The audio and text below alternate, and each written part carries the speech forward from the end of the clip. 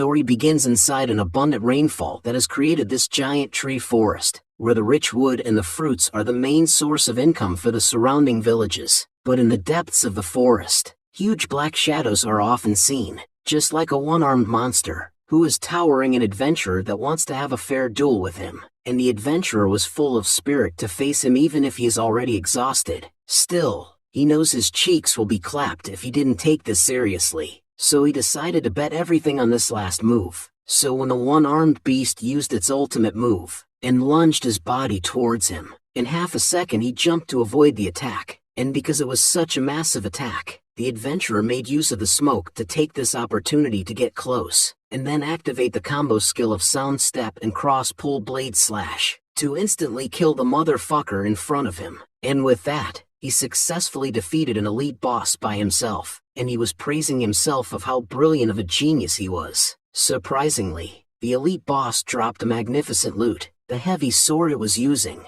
and it actually has an advanced attribute that lowers 5 level requirements, in which he felt so lucky to be able to get such a weapon on the first day of the launch of the server. And with it, he can definitely be on the level and combat ability ranking. And as he was looking at his newfound weapon, a system fairy appeared, congratulating him for obtaining such a strong weapon, which the adventurer was glad. And since she appeared, he asks if there are any news that may catch his attention, to which she informs him that there is a limited time event that have been activated, and it seems like a limited time rare boss, named the Blood Moon Walker, has spawned in the giant forest, and defeating it will reward them a rare equipment and a massive amount of experience. With this news, the adventurer couldn't contain his smile, as this was what he wanted all along, and even though it should have some difficulty, he was excited since he can test out his newly acquired sword.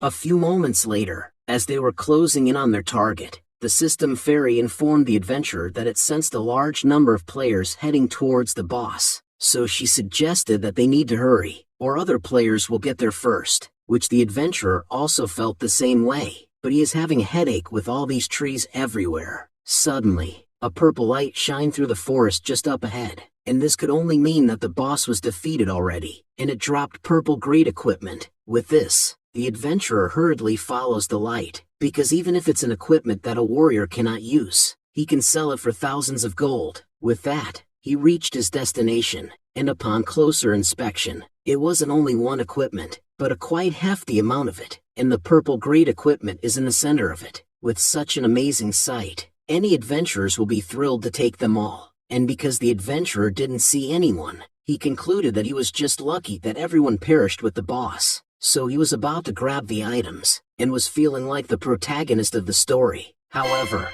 his celebration was short-lived, as his neck was sliced open by an unknown entity that he didn't even see coming because of how fast it was. With that, he could only look at his newly acquired sword being dropped from his inventory, as he fades away, and it seems the boss was well and alive, and counted that it has killed 418 players. Soon after, a group of adventurers sprinted towards the boss, in high spirit, expecting to kill the boss with their own hands, and get a hand on the loot that it may drop. And because there are only 4 hours until the limited time event ends, they are all going all out in this attack. However, little did they know, this particular boss is built different, as it was specifically made to kill motherfuckers who doesn't know their place. So as they got close, the boss slipped right through them like butter, while instantly clapping their cheeks one after the other. Even the chunky guy wasn't safe from getting sliced up. Seeing that this boss seems quite strong, the elf wasn't planning to get her ass handed to her, so she devised a plan with the others, suggesting that they surround the boss and attack together. And because they are all fucking simps, they follow through the plan and charge first, while the elf was in the rear. But to their surprise, the boss just sliced them up with ease, and he made sure to also kill the one who made the plan in the first place. With this, the surviving players found out that their attempts were insignificant, so they take all the bullshit they can master out of their ass and attempt to escape, because they know that if they were killed here, their equipment and experience will be dropped. Still, the boss wasn't willing to let them go, and so he killed them all, which he counted that he managed to kill 444 players. However, it was still way too less than he expected, and he could only count on the system fairy to get the adventurers to come to him. But before all of this happened, 3 days ago, One of the executives of the company is dealing with a problematic employee named Lou Lee, telling Lee how disappointed he was in him, because he knows all too well that with Lee's ability, he could have obtained the company's equity this year and become a shareholder, and therefore, his future would have been limitless, but instead, he still insists on investigating that missing case, which will damage the company's interests and reputation. So, the board of directors have made a decision to terminate him immediately. Unexpectedly, Lee wasn't fazed by this decision for one bit, as he accepted it calmly, and left the place to go handle the resignation procedures, which the man was speechless. Still, he couldn't help himself but sigh, as he just lost a talented individual under his wing, and now that Lee is gone, he asked Secretary Wang to find someone to replace Lee. However, the secretary wasn't really paying attention to his words, as she was also affected by the sudden termination of Lee, because she chose this position in the first place so that she can see Lee several times a day. But now that Lee has left, she is considering to resign as well. A few moments later, Lee has completely left his work, and was now outside of the building, but now he is closer to the disappearance of his brother, since he finally found evidence about his case. With this, he is more than sure that he will find him soon. Unexpectedly, Lee has the bloodline of Zorro, as he seems to have lost his way, since he is also directionally challenged, who can't differentiate east, south, west, north, and therefore he was now clueless as to where exactly the direction of his house, and this wasn't a problem of his before, since he belongs to a breed of workaholics who only goes home once every 2 years.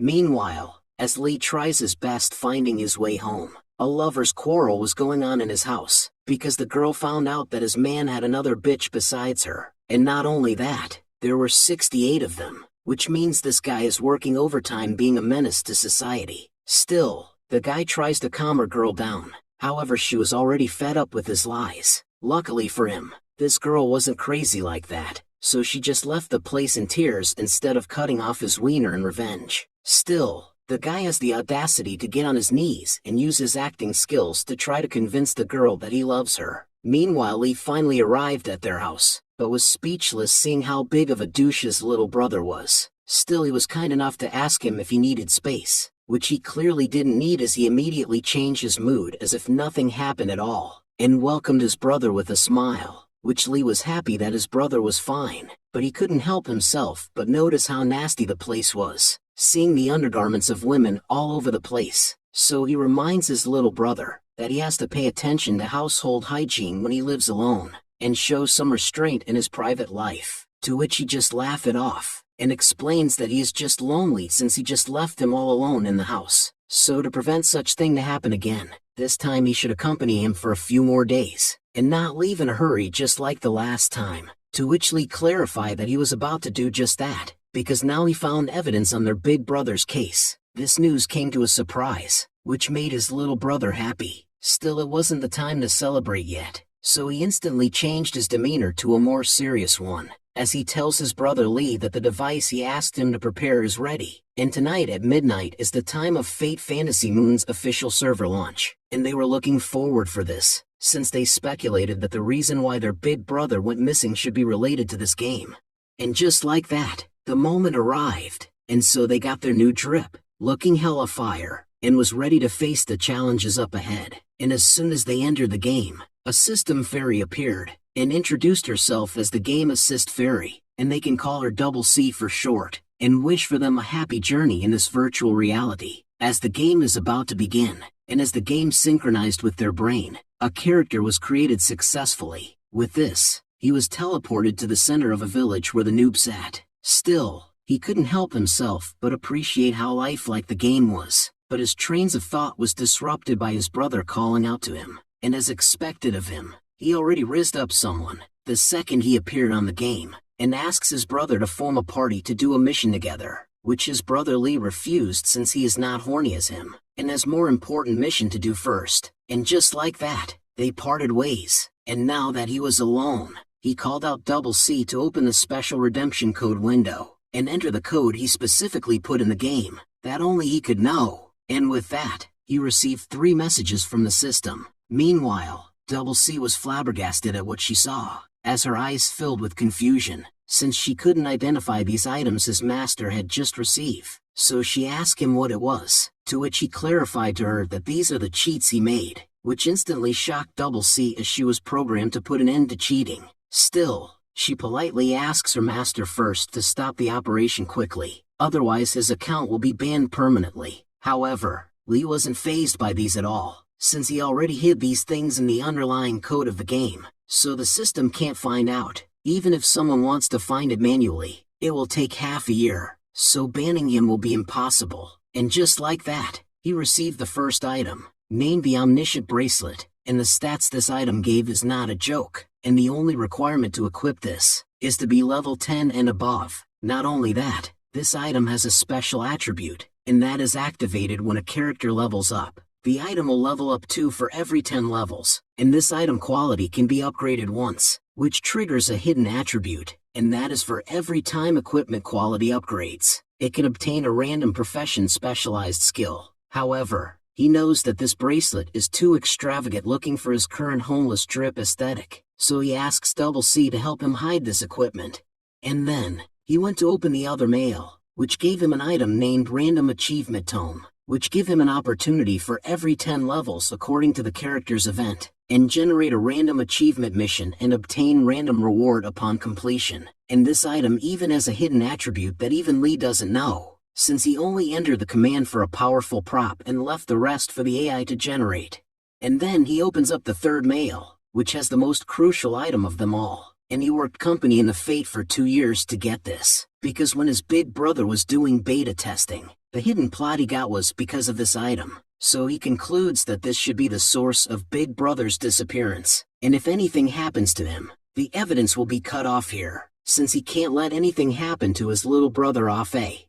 With this conviction, he opens the scroll named Hell Azura's Invitation, a scroll that lets him change his profession to an Azura, and will trigger a new plot after changing, which he accepts instantly, and after confirming, his heart immediately started to ache like crazy. And as soon as he opened his eyes, he was now standing in a place full of blood, and 4 robed skeletons appear on all sides, while the crescent moon was all blood red. And then the skeleton chant a mysterious language that he couldn't understand, and then they penetrated him simultaneously, while he was confused as to what is going on, and was wondering why it was happening, since he remembers he didn't design such a plot, and the pain he is feeling right now is way too real for a game. Then he died, and was now fallen of deep inside the system, while errors filled the place. Soon after, all he could see was darkness, which made him assume that the game crashed, so he commands the system to exit the game, but to his surprise, the system wouldn't let him exit the game,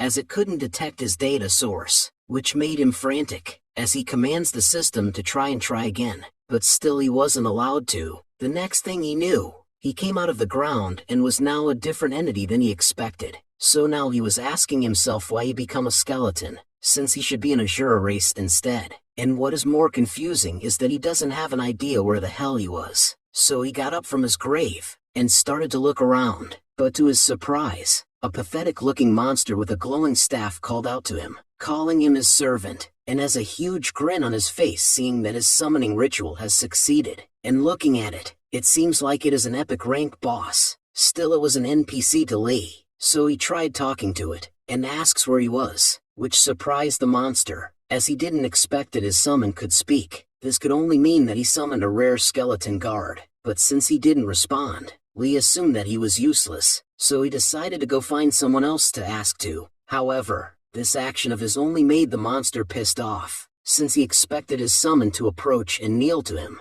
However, he couldn't let such a disrespect slide, so it seems like his newfound servant need to be whipped first in order to become an obedient one. Otherwise, it will act arrogant against him. With this, he activated his hell chain, and chained up the motherfucker in front of him, which surprised Lee, as he doesn't have a clue what was happening. But as soon as he saw the monster let out a massive aura pointing towards him, he knew his ass was going to be sent to the Shadow Realm. Luckily for him, before his ass got clapped, a huge entity smashed the monster from where he stood, freeing Lee from his chains, and as he looked up, shock filled his face as he couldn't believe how big the monster was. With this, he was now wondering if he entered the wrong map, and how does he even play the game with such a terrible conditions. Realizing that he doesn't have any choice, He tries to call out Double C in hopes that Double C is still with him. Luckily for him, Double C was still connected to his character, and so Double C explains to him that he is currently in the land of pure darkness. It is the birthplace of all the high-level bosses in the game,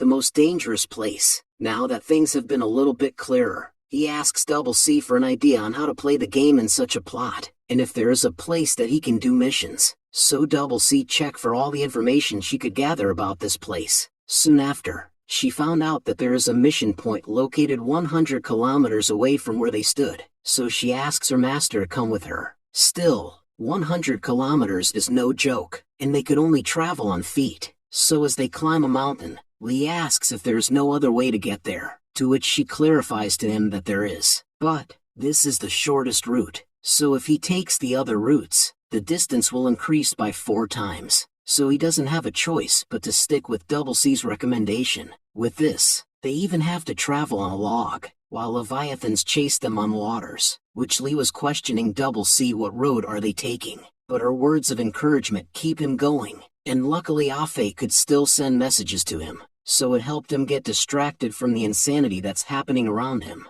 telling him about the story of his mission, and how he has reached level 5 already, and he even got himself a green grade staff. And knowing his brother well, he expected that he got to level up much higher than him, so he asks him what dungeon was he now on, and what level he reached now, but to his surprise, his brother was still on level 1, which surprised Afe, so he tells him words of encouragement, but Lee couldn't be bothered to hear the end of it, because now he is being chased by another humongous motherfucker that keeps eyeing on him, even though his cake is just made of bones. Fortunately, his will to live helped him get through the challenge he faced, and so he outrun that bitch, and the next thing he knew, they finally see where the mission point was located, and even with the distance, they could see entities lining up to enter this huge place, and getting close to it. Double C estimated that it would take approximately 2 hours if they lined up to enter the main gate, but Lee saw that there is another entrance where no one is lining up, so he tells Double C about it, to which she clarifies to him that it is not the planned route. Still, Lee have wasted too much time already, and the route she planned was too rigid,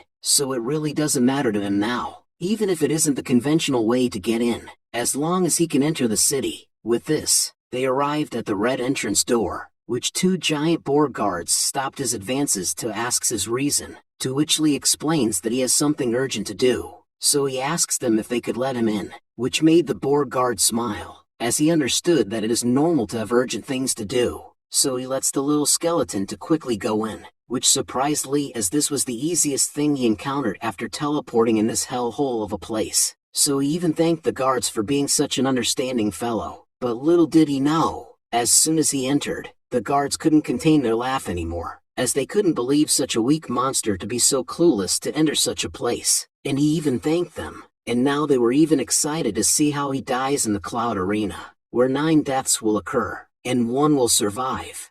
Soon after, Lee finally saw the light in the end of the tunnel, but as soon as he reached the end, and embraced the light from the other side, he was greeted by the loud voice of the commentator that welcomes him as a contestant, which confused Lee, while they look at his basic information, and to their surprise, he is only a level 1 monster, garnering the attention of everyone, but not in the good way, as they laugh at how pathetic he was. Even the commentator assumed that this little skeleton is just a cannon fodder contestant. However, as a good commentator he gaslights the crowd, telling them that maybe this little skeleton can show them interesting fights. And now that was all settled, he announced that the Battle Fest officially begins, making the crowd excited, as they look forward to the fight that will unfold in front of them.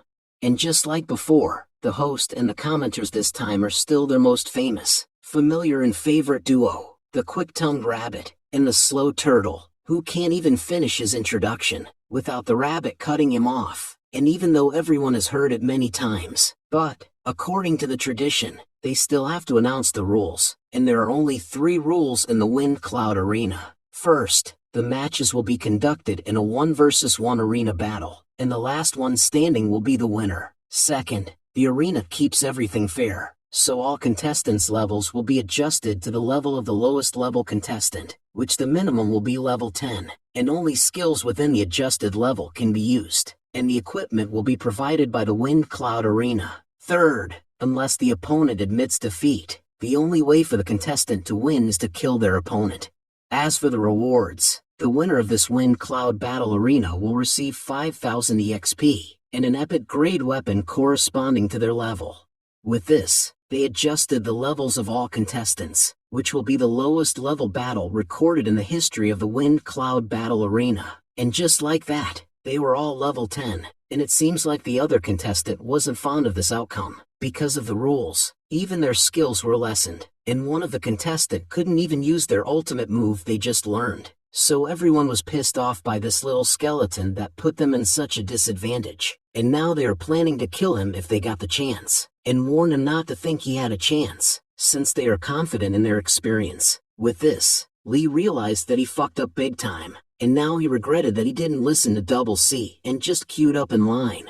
Fortunately for him, since he has reached level 10, even if it was temporary, the system deemed it to be valid, so he could now choose his starting profession, which showed him several professions to choose from. That even he was overwhelmed by the choices, but remembering the days he used to play with his brothers, he remembered that they always said he was suited to play the assassin, so he concluded that it would be the best choice. So he became an assassin, and a new drip that comes with it.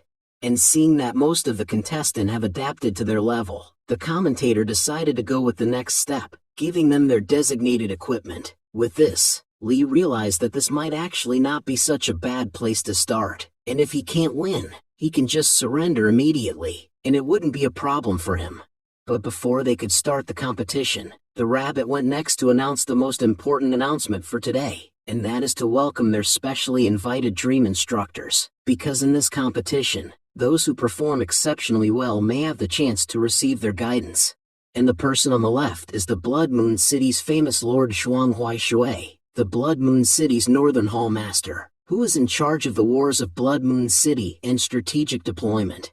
And half of the Blood Moon City's combat ability is under Lord Xuang's Northern Blood Moon Hall, and 70% of the young generation's experts are Lord Xuang's disciples. And if one can catch the attention of Lord Xuang, it would be a great honor which will lead to a bright future and a chance to reach the pinnacle of life. This thrilled the audience, as they shout for his name, and try to get his attention.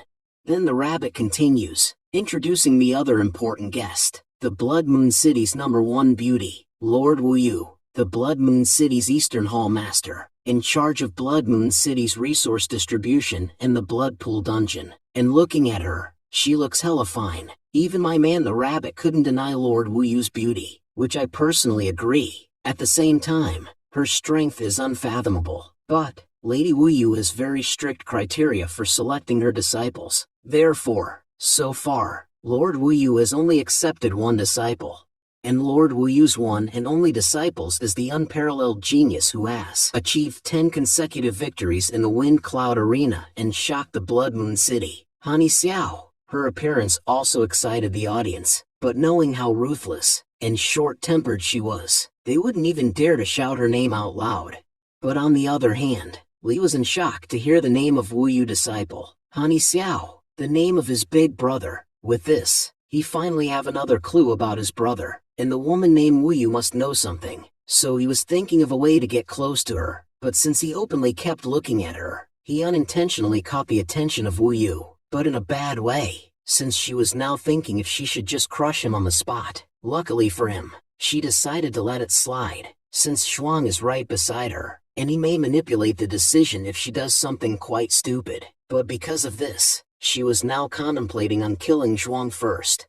But with everything out of the way, the rabbit announces the start of the competition, so all their attentions were diverted towards the match. And their first match starts with the most highly anticipated Wind Cloud Arena contestant, Blood Claw, from the Blood War Lion clan. Born with an epic great bloodline, the Blood War Lion clan naturally excels in battle, and Blood Claw is the representative of the new generation of Blood War Lion clan.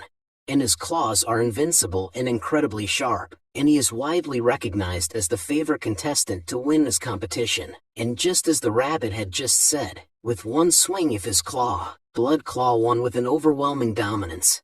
So, they went on to the next match, with the zombie swordsman, Beilei, from the Great Sword Sect, which is one of the newly emerging factions in the South Moon Hall. And Beilei is the vice captain of the Great Sword Sect, He is said to be quite famous in the South Moon Hall. His sword is fast, precise, and ruthless. There have been countless experts who have lost their lives to him, and as expected, he also won quite easily.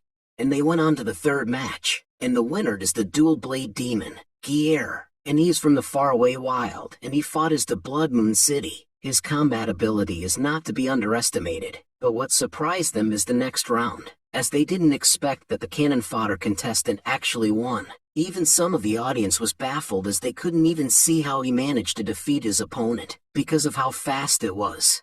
With this, things just got interesting. So, the Rabbit decided to quickly begin the exciting and thrilling second round of the quarterfinals of the Wind Cloud Arena Battle Fest. With that, the first match was with Lee versus the dual-blade demon Gier. But even before they start fighting, Gier told Lee to just surrender, since he despises killing weaklings like him anyway, and a little skeleton like him is not qualified to make him attack. But Lee was just there standing menacingly, as he let this bitch yap his mouth for the last time.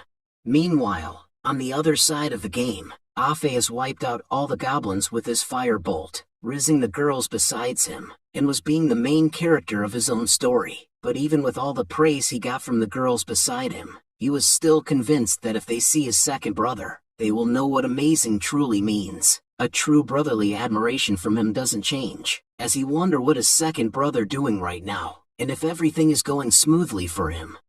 And just like what he thinks of his brother, he was now facing his opponent without a single fear in his bones, as he approached him calmly, surprising everyone, as they now realized that this cannon fodder indeed has a backbone. But still, Gier wasn't taking him seriously, as he looks down on Lee, and plans to end this match quickly, so he used his burst slash to instantly appear in front of Lee while striking a devastating attack. But to his surprise, Lee manages to dodge it. Still, he refused to acknowledge Lee's skill, so he thinks that he is just lucky to dodge it, and therefore he used the same attack twice, which Lee dodges it again. So Gier decided to use his Rending Void skill to change things up, but somehow, Lee dodges it again without trouble, surprising everyone that witnessed it, as they wonder how he just keep doing it. But little did they know, Lee is goat Ted with battle IQ, so he already managed to calculate the length of his enemy's arm, with the length of his weapon, and by subtracting his enemy's palm grip length, he concludes that his opponent's maximum swing radius would be less than 2 meters, and as long as he can maintain this 2-meter distance between them, the probability of him getting hit by his attacks is low. But still, he needed to be aware of other skills such as weapon throw, or long-ranged skill, and so he also calculated that the enemy's skill has a half-second cast time, and the skill's flight speed is around 160 kilometers per hour, and with his reaction speed, it isn't hard for him to dodge his attacks. And now that he has created more distance between them, the next move he's most likely going to use is the burst slash skill, which is a straight line charge skill, but during its user's movement, it will momentarily cause the character to become immobilized. So, if he can make use of that moment, he can win. At the same time, the audience was helpful in stirring Gier's emotions, doubting his skill, since his attack was easily dodged by the cannon fodder. With this, Gier was now pissed, so he lost his cool, and was now damn serious in killing the little skeleton. And just as Lee expected, he used his burst slash, and so, Lee executed his plans effortlessly, while activating his critical hit skill, to kill Gier in one blow, surprising Gier, as he didn't expect that his dream of becoming the Lord of Oblivion would be crushed by a little skeleton. While the crowd goes wild, as they were in shock to witness the cannon fodder become the dark horse in this battle fest, and so they look forward to his performance in the upcoming finale. Even Zhuang thinks that the skeleton is quite interesting. However, this display of skill wasn't enough for Wu Yu, as she assumes that the skeleton is just a little smarter and nothing special. But since he has kept her from being bored, she decided to reward him a bit more time to look at his skills further, while Zhuang was convinced with Wu Yu's words, since it is true that the lowest ranking bloodline will be useless no matter what.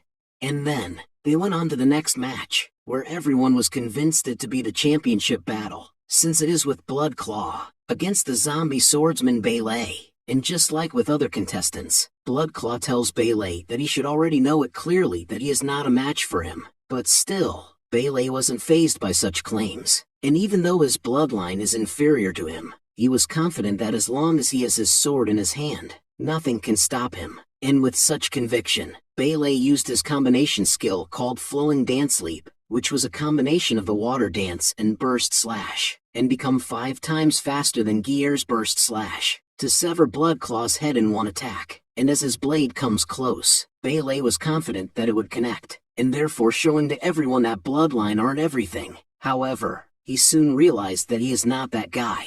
You're not that guy, pal, trust me. You're not that guy. As Bloodclaw looked at his blade, and started munching it like the caped Baldy, and now that he made his opponent's blade ineffective, it's his turn to attack, using his dual blazing claw to kill him in one go. And Bloodclaw was an out-of-pocket guy, as he insults his opponent even though he was dead already. And with such outcome, the crowd goes wild, and started chanting his name. Even the rabbit assumes that they are looking at the future champion of the Wind Cloud Arena, without considering the last match.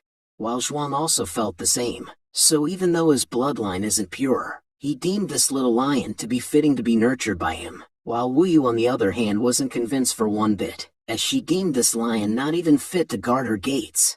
At the same time, Li realized something wasn't adding up, as he couldn't believe the lion to actually bite through Bailey's weapon. Since the weapons are distributed by the arena, they shouldn't be destroyed so easily, unless, even after the lion's level was reduced to 10, his base level was reduced to tributes far exceed the average value. So, it seems like he will have a tough opponent to deal with. However, his train of thought was disrupted by the lion, calling out to him, and unlike what he did to the other contestant, instead of discouraging him, he challenges the little skeleton to come to him, and fight him head-on, since he haven't had enough fun yet. But this provocation of his didn't affect Li, as he was smart, and if his previous analysis is correct, he is no match for him. But the only way to get close to Wu Yu is to win this competition, so even if he knows he is at a disadvantage, and the commentator is trying to discourage him to forfeit the match, giving up after encountering difficulty is not in his mind, because he wouldn't find his big brother if he would be such a coward,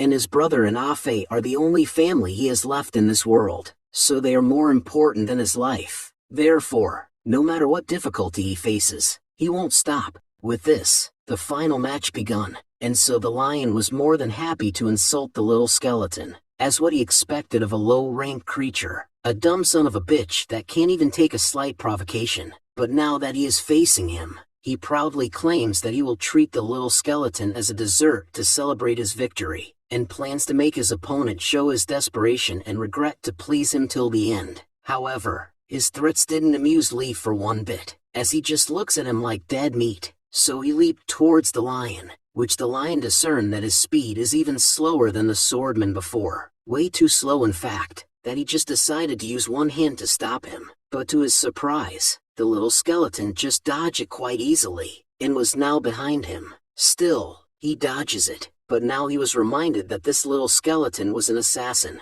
and it seems like he was just pretending to caught him off guard, but it doesn't really matter, since he is still a trash in his eyes. So he used his long-ranged skill to counter, but this was also dodged by the little skeleton. With this, the lion wasn't smiling anymore, as he realized that he is fighting with a flea that is just planning to dodge his attack.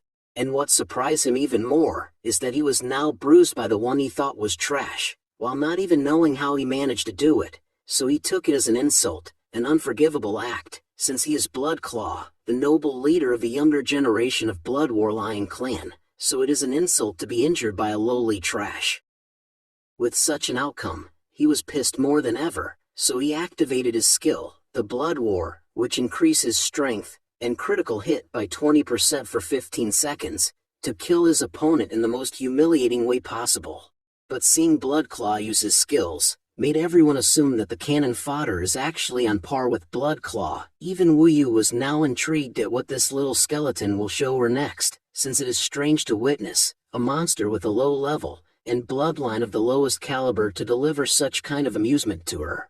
Then, Bloodclaw started his attack, leaping towards the skeleton, as he drowns him with flurry of attacks, and even though the skeleton manages to block it, he knows that he couldn't keep this for long, since every strike thrown was heavy like a truck, and just as he expected, he lost his balance, and his defense was broken, and so Blood Claw used this opportunity to eat this motherfucker out of existence, while he insulted him one more time, telling him to stay where trash belongs. But to his surprise, as soon as he got close, the little skeleton reveals to him that all of this was just an act, and that he was just waiting for him to use his special move, because even though his killing move is very strong, but within half a second, he will be unable to turn around immediately. So the little skeleton used this chance to activate his backstab ability, and teleport behind the enemy, and launch a surprise attack. However, this plan of his could have worked with other contestant, but not with Blood Claw, as he has a skill that doesn't need him to turn around, and that is the Blood Origin skill, Lion Roar. With this, all the enemies within 5 meters will be forcibly immobilized for 1.5 seconds, surprising everyone, even Zhuang. So now he made up his mind to take Blood Claw under his wing, while Wu Yu on the other hand felt it was such a waste, since she finally got interested in a participant for a long time, but she couldn't help it if the little skeleton is unable to survive this, because of a skill issue. And as expected, Blood Claw managed to slice the cannon fodder's hand, and as he steps away, his bones revealed a lack in calcium as it broke in half, and so he also lost his other legs. With this, they are more than sure that the victor was decided, and the only thing left to see is whether the cannon fodder will surrender or stubbornly die on the stage. However, Blood Claw isn't planning on letting the little skeleton live, as he laughs at him while seeing his pathetic state. While the little skeleton, on the other hand, was more than happy to see that things are looking good, because it seems like the fish is about to bite the hook. With this, Blood Claw was trying to think of ways to humiliate the skeleton, such as breaking his bones one by one, or playing with his head like a ball, while Lee's just sitting there menacingly, waiting for his opponent to take 3 more steps towards him. And with that, Blood Claw stepped on the little skeleton's dismembered leg to provoke him even more. But little did he know, this is what he was waiting for all along, and he stepped up and throws his dagger in front of Blood Claw, which Blood Claw assumes that it was just a puny attempt of struggle, so he just block it without thinking that much. But little did he know, the little skeleton was still in control of his other hand, so it manages to throw the dagger, for him to use it while he activates his backstab skill, and with that combination, he severely injured the proud lion with 1 strike, immediately catching everyone by surprise. And because of how shocking it was, everyone fell silent as they couldn't comprehend what just happened. Luckily for them, they still have another commentator to break off the silence, and since he was being cut off the entire time, he took this opportunity to shine, busting out his magnificent voice to match the fight he just witnessed. And it has been too damn long since he has last seen such a thrilling comeback. So as the rampaging turtle, he took this as a mission to shed some light to everyone on what happened, and that this was all part of the cannon fodder's plan from the very start. He first displayed his speed advantage, and attacked the strongest while being weak. He then provoked Blood Claw, causing him to get angry, and when Blood Claw got serious, he purposely pretended to be weak, luring Blood Claw to use his ultimate move. But the most amazing part is while everyone thought Blood Claw was the one who severed his arm and leg, it turns out that it was actually Cannon Fodder himself who did it. In the end, when they all thought the Cannon Fodder was doomed, he used the skeleton's resurrection skill, which enables him to have spiritual connection to a fallen skeleton bone for a period of time, and made his ultimate comeback by defeating the stronger opponent despite being weaker. So, even if the little skeleton wasn't pregnant, he delivered, and so the Cannon Fodder will have a new title, the Moon Slayer, and he was now planning to put this lion on a shirt, to prevent future problem, even if Blood Claw already stated that he surrenders. However, this plan of his wasn't in favor of Zhuang since he was thinking of getting Blood Claw under his wings, and so, he stopped Moon Slayer's advances, while knocking him back, and using his skills to delete him from existence, which Moon Slayer was powerless to deflect such an attack. Luckily, his wits had garnered the interest of Wu Yu, and so she also stepped up to save his ass, and used heaven-piercing blast to take revenge on the motherfucker who did this to her precious skeleton. And with such overwhelming display of power, even Zhuang had taken damage from it, and was now yapping his mouth, asking for a reasonable explanation, why she did such a thing, but she doesn't feel the need to explain herself to him, as she just ignored him, and save the skeleton that took her interest, and tell him that from now on, he belongs to her. It should have been me, not him! It's not fair! Wu Yu was finally done restoring Slayer to his original form, and concluded that everything should be back to normal now, which amazed Slayer because not only did his broken bones healed, but they are now stronger than ever before. But his trains of thought was disrupted by Wu Yu charging up another attack, as she tries to threaten the bastard rabbit and turtle that if the results are not announced soon, she would poke both of them as well. And because they don't want to be a donut-shaped creatures, they appeared immediately after she finished her threat, and announced to everyone the rise of a new star, the champion of the Storm Cloud Arena Tournament, Moonslayer. And because of this, the system calculated his rewards, and gave him 5,000 experience points, boosting him up to level 15, and he also gained a new passive ability called Shadow Step, which permanently increases his agility by 20%. With such boost, his attributes also risen significantly. He then received his other reward, an epic weapon that suit his level and class, the Bloodstained Blade, which has a special ability that can convert 10% of the damage dealt into self-healing. Even the commentators were surprised to see such a weapon, because having a vampiric attribute is really impressive, since it will be perfect for prolonged battles, and endurance is crucial in the upcoming events.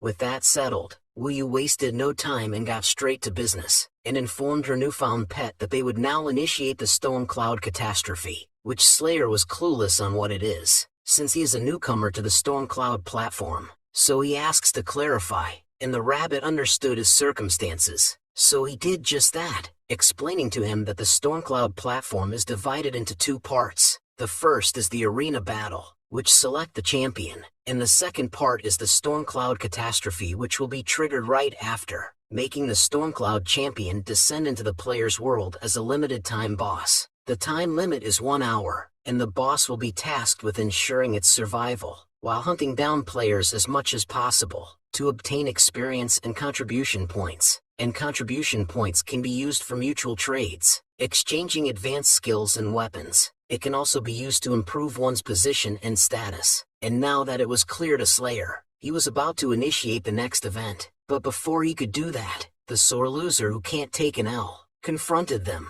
because he couldn't believe Wu Yu dared to openly attack him, the Lord of the North Hall. So he angrily asks if she is declaring war against the North Hall, but seeing that she isn't responding to his questions, he threatens her that he will report this incident to the city lord. Still, she continued ignoring him. Unexpectedly, he started insulting her instead, calling her an ambitious, opportunistic bitch, and she must be scheming to get rid of him, just so she can take the military resources in his hands, and wanted to rebel. With this, she recognized that staying silent might harm her reputation more than speaking up, so she decided to confront him, and call him out for interrupting the tournament, emphasizing that him interrupting the tournament is a violation of the rules, so he should be punished instead of her, and there is no way a demon like him would be kind-hearted enough to save someone's life. So she suspected that he must have already promised the championship title to the old man from the Bloodclaw family, and this may be closer than the truth than what he was spouting,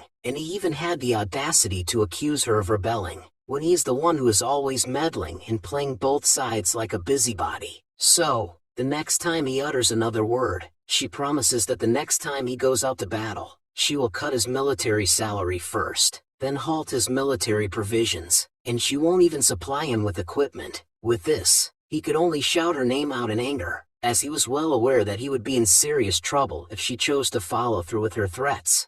Meanwhile, the 3 low-level monsters decided to run the fuck out off the place, because they know all too well, if these two started fighting, they are the ones who will perish first. Even half the city's people will suffer. So before that happens, Slayer asks them to take him to participate in the next event, opening a portal in front of him. But even before he could enter it, Wu Yu warns him to not embarrass her, so if he can't kill 1,000 people, he shouldn't bother to come back to her. A few moments later, as he descends to the player's world, his random achievement manual triggered. Seeing that he exceeded level 10 already, it generated a random mission for him, and that mission is the one that Wu Yu ordered him to do, requiring him to kill 1,000 players. Luckily for him, he doesn't have to find players that hard, since the system announced to all the players of his arrival, while it encourages them to kill him on the spot. He even spawned in front of a fodder-looking players, who doesn't have clothes on, which can only mean one thing: their cheeks are ready for some ass whooping. But before he could start, another one of his cheat item had detected that his level has increased, so it automatically equipped onto him, giving him another boost in attribute, and because its quality improves every 10 levels, he will receive a randomly assigned class exclusive skill, and he will have a chance to refresh and obtain a new skill for the next time it levels up. And as the random skill distribution was on progress, the 4 bald players has launched an attack from all directions. Still, he dodges their every attack. Soon after, the system finally decided on what to give him: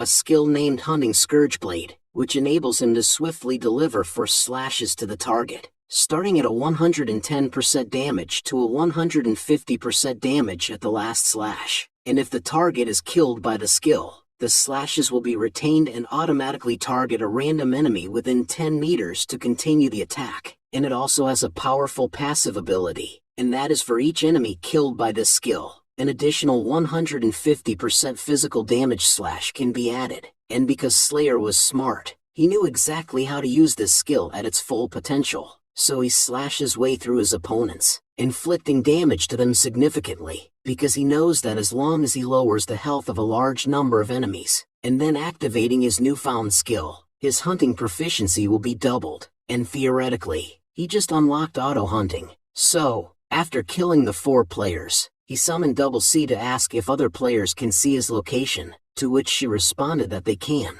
since the system keep on broadcasting his location to all players in real time. With this, he got that black Air Force energy covering his body, as he was fired up more than ever, since he knows that things just got much simpler for him. And so, as the players appeared, he unleashed his unprovoked menace behavior and started penetrating them left and right, and not long after, only the player's weapon remained, and Slayer was now sitting on a branch of the tree, contemplating to move to a new location, since the number and frequency of players gathering are decreasing, and he can't pick up the player's equipment either, so there is no point in staying further. But before he could leave, another ambitious motherfucker appeared. He even got the audacity to think he is the protagonist of the story, and was planning on taking all the weapons to himself, and so Slayer decided to put this fucker where he belongs. Know your fucking place, trash! Slicing his windpipe instantly. And just like what was showed before, the number of players he killed increased to 444, but still it wasn't enough, so he decided to search for more players than wait for them. But before he could do that, the interaction with the ambitious player gave him an idea, so he sent Afe the coordinates of his current location, and told him to go by himself, which Afe assumed that his brother is going to treat him, or even give him some items to help his adventures. So he went to the location as fast as he could, but he didn't expect to witness a few hundreds of them, leaving him shock and disbelief. Somewhere in another part of the forest, a lightning strike pierced up to the sky, and this was because of a single player, defeating an epic boss by herself, and this player is none other than Luna, a Moonlight Knight, who has the title of Dazzling Nova, which can only be attained by reaching the top 100 in the region, and she is now stronger, since she just obtained an epic level bracelet, named the Heart of Resilience, giving her a boost in attribute, and it also has a special ability that has a 20% chance to be triggered if the user is experiencing control attacks, giving her a boost in resistance by 20 points. And while she is just standing menacingly, Slayer was sitting at the top of the tree branch again, while being amazed at this player's skills, since this is the first time he saw a player who can solo an epic level boss. Intrigued by this, he asks Double C to look up information on the Moonlight Knight class. So, she did just that, and showed to him that the Moonlight Knight is a hidden class among swordsmen, possessing balance attributes, and all of the Moonlight Knight's attack has both physical and magical attributes. In summary, it has a low entry requirement, with a high ceiling potential. Meanwhile, Luna has noticed like she was being watched, so she was wondering who it was, but her trains of thought was disrupted by a Humpty Dumpty looking motherfucker, trying to scam Luna in order to take the epic item out of her hands, and into their pockets. However, Luna isn't stupid either, so instead of wasting their time trying to scam her, she instead proposed to fight it out of her hands instead. However, This ass face still has the audacity to try bullshitting his way through. He even shoot his shot trying to get her number, but she was not having none of his bullshit, so she provoked them to get her loot if they are confident, which the goons didn't hesitate to do just that. But as soon as they were in range, they soon found out that this chick is a baddie not to be messed with, slicing them up like weed, while making a spectacle out of them, as her starlight slash illuminated the place like a star just descended.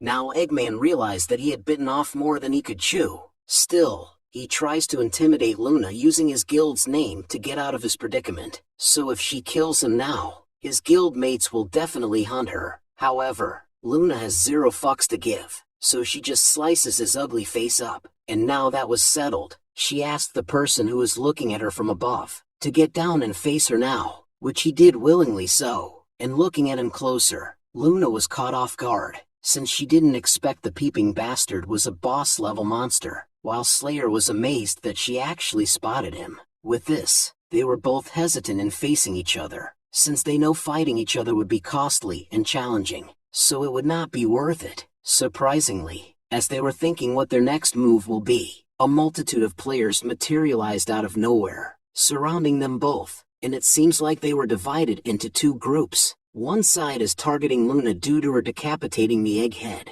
while the other was a raiding party intent on defeating Slayer, and with no other choice, they knew exactly what to do next, so they simultaneously launched themselves at each other, only to split up at the last second, and went behind the party who was not targeting them, and because of this, the group ignored them, so the two of them successfully escaped. Not long after, both of the parties realized what happened, so they both decided to chase their targets at the same time. Because of this, the two parties crashed on each other unintentionally. Still, they won't move out of the way for no one, so the two groups try to force their way through, but to their surprise, this was a premeditated crime all along, as Luna and Slayer went back and gave them the two-piece, and started violating them on all angles. And seeing such spectacle, the players were in panic, so even if they have allies within the ranks, they started blasting, but this only made things worse, as it caused a domino effect, in which they were fighting each other instead of their own respective targets.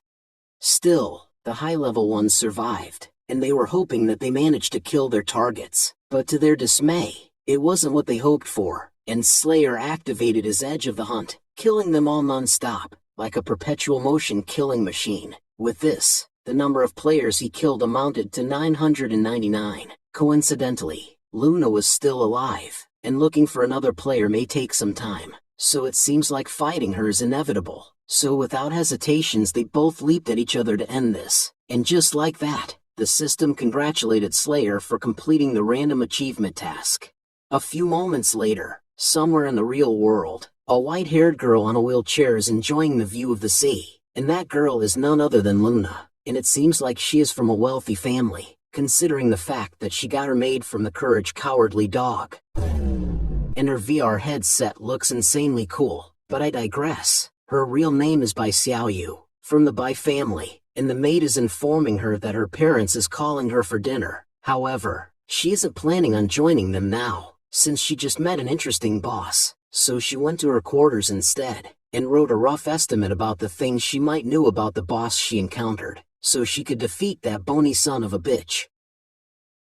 Meanwhile, as Slayer was going through the portal, the random achievement tome detected that he has completed his mission of killing 100 players, and therefore it gave him a reward, a mythical tier item, the enchanted divine earrings, which allows the holder to transform their own race, and after transformation, the holder will gain race-specific appearance, race-specific passive talent, mastery of its language. With this, he was contented to receive a worthy reward for his efforts, since this item has both great applicability and functionality. And then, a system interface popped up, congratulating Slayer for completing the storm cloud catastrophe, and with his amazing performance, the system has settled to reward him 1,000 contribution points, and a crazy amount of experience points, leveling him up to level 21. And with this, he acquired yet another skill, the Rending Burst Blade, which allows him to enhance his next basic attack, dealing 180% of physical damage to the target, while ignoring 20% of the target's physical defense. There's also a 20% chance to inflict the target with bleeding status. Soon after, he stepped out of the portal, which he was greeted by the loud cheers of the countless of crowds, who has seen what he just did.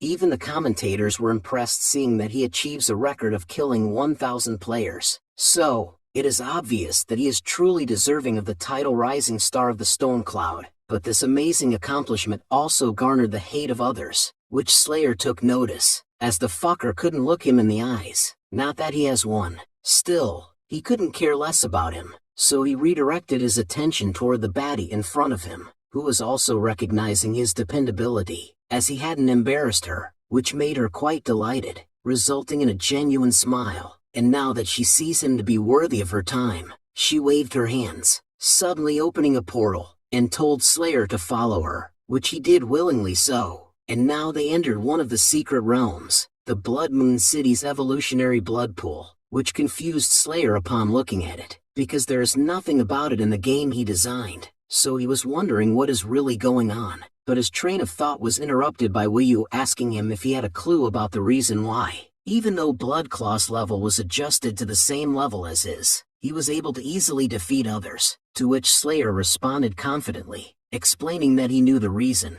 and it was because of bloodline. Just like equipment has different qualities, each monster's attribute varies greatly due to bloodline differences, and his bloodline is the lowest. And seeing that they are talking about bloodlines, Slayer asks if the place they are standing right now is related to breaking through bloodline attributes, to which she responded that it is exactly what he assumed, and this is one of the secret realms under her jurisdiction, and since she acknowledged his worth, he can now pick any area that he would like to jump in. But before that, she reminds him to not get his hopes up, since his evolutions still depend on his luck. Meanwhile, in the Blood Moon City's North Hall, Shuang is having a tantrum, thinking about how Wii just disrespected him in front of a crowd, so his blood keeps on boiling in rage. Still, this wouldn't happen if it weren't for that useless brat from the Lion Clan, fueling his anger even more. And seeing that this might get out of control, one of his advisor that was beside him tries to calm him down, and tells him that he shouldn't be this furious, cause this might not be such a bad thing. After all, the Lion Clan has always intended to be on good terms with him, and through this incident, they saw that he is willing to get hurt to protect their descendants, so he concluded that this will surely strengthen their loyalty towards him. But even after all of that, Shuang admitted to his advisor that he can't swallow his anger, and it's really getting on his nerve of how uncomfortable it is. In response, the advisor offered a suggestion, a more indirect way to provoke Wii. Although they couldn't directly harm her, there were alternative methods. He leaned in, whispering the plan discreetly to Shuang, and upon hearing all of it, a wicked grin spread across Shuang's face, as he decided to proceed with the advisor's plan. A few moments later, Slayer had already dipped himself on the pool of blood, and was now in the process of evolution, while Woohee was observing his progress, which she can't help but be fascinated at him, as Slayer's absorption speed is quite fast, and this could only mean that Slayer's potential is quite high.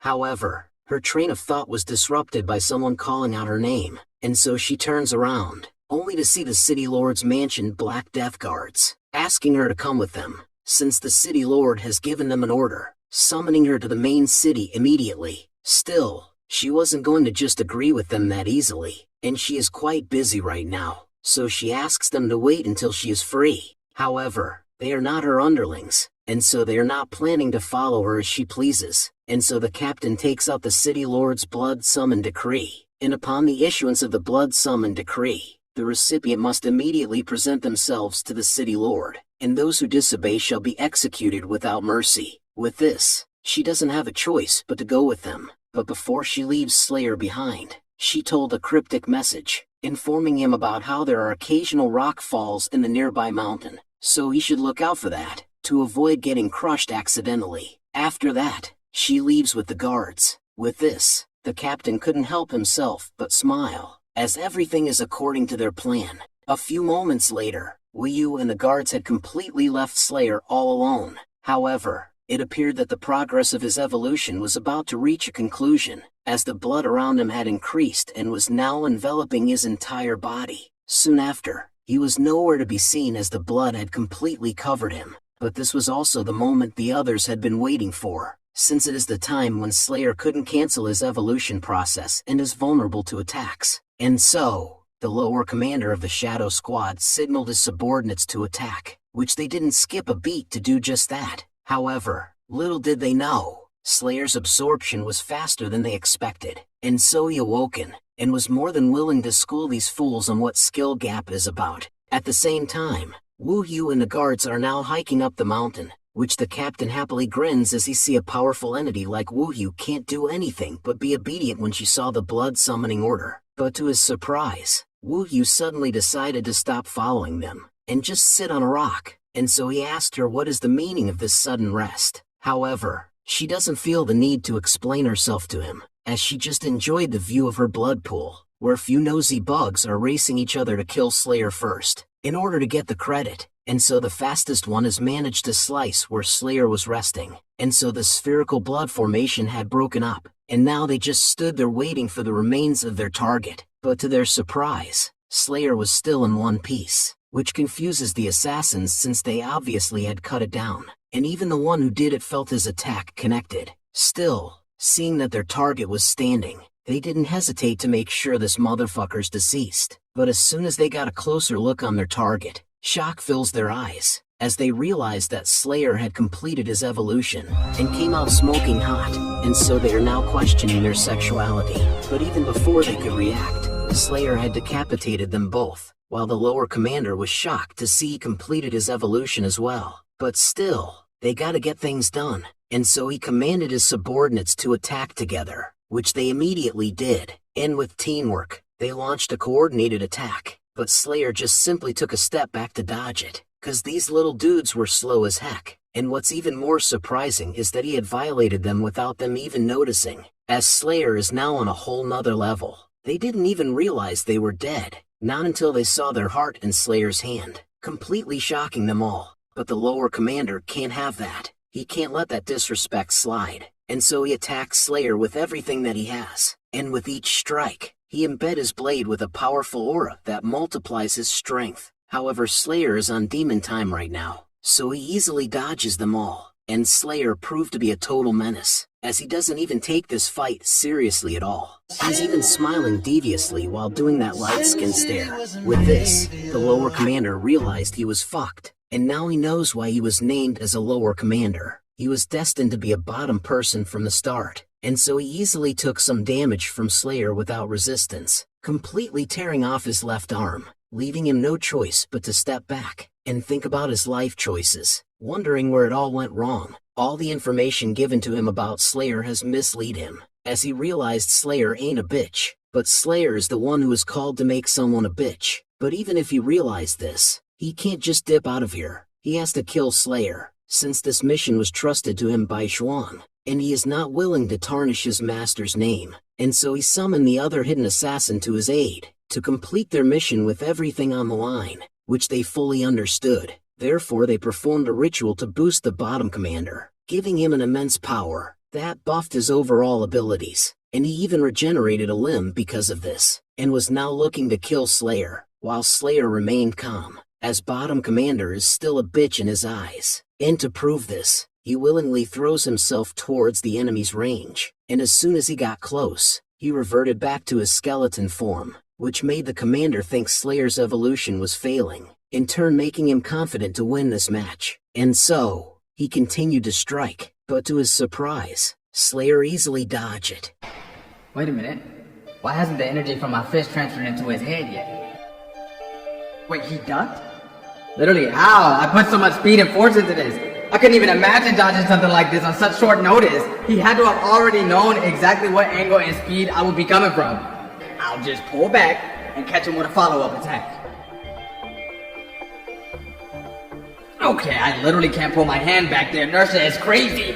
And during his enemy's momentum, Slayer took this chance to turn back to his demon form and decapitate the commander. With this, shock can be shown on the bottom commander's face as he saw his own body without a head. Meanwhile, on the side, Wu Yu applauded Slayer's performance, delighted to see that his harvest went quite smoothly. Slayer then asked if these assassins were from Zhuang, to which she confirmed. Even the guards who took her were connected to Zhuan, but she had already sent them away. With this information, Slayer realized that she knew what their motives were from the start, and so he asked her if this was his second test. However, as he approached her suddenly, the view became more clear. She noticed that he was quite well equipped down there, and so she was looking at it more than she should, which embarrassed Slayer, causing him to hide it from her. Surprisingly, she was quite thirsty and commanded him to take his hands off right this instant. With that settled, she told him that she was quite satisfied with his performance, and so she asked what he wanted,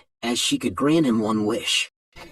Yeah, boy. But my man is not horny, as he only wants one thing, and that is to know where his brother is. So he asks Wu He the whereabouts of Hanny Xiao, which made her sigh as she brought the bad news to him, that he was already gone.